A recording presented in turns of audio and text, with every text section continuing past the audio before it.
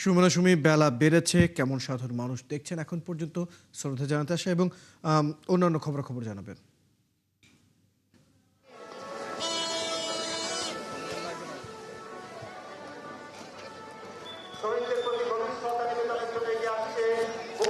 গ্লিটারের twin lemon ও antibacterial formula বাসনকে চকচকে জীবাণুমুক্ত করে আমাদের দেয় গ্লিটার গ্যারান্টি।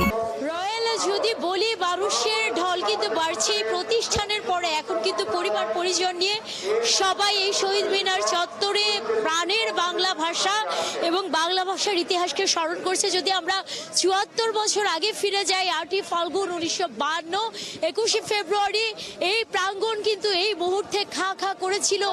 একেবারে জলপাইয়ের রঙের যে ট্যাঙ্ক থেকে গোলা বারুদ বেরিয়েছিল, যেখানে এই রাজপথ মেডিকেল ভেঙে বেরিয়ে ১৪৪ ধারা ভঙ্গ করা সালাম, রফিক, জব্বার সহ অনেকে রক্তে রঞ্জিত হয়েছিল। কিন্তু এই চত্বর যদি ইতিহাসের ৭৪ বছর পূর্বে যাওয়া হয়, এই মানুষের সমারোহ কিন্তু ছিল না।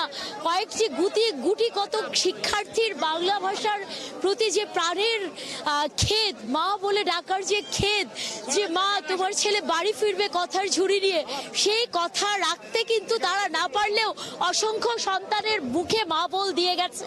এই যে আমাদের প্রজন্ম দাঁড়িয়ে আছে, মা বলে ডাকো, একটু মাকে ডাকো তো।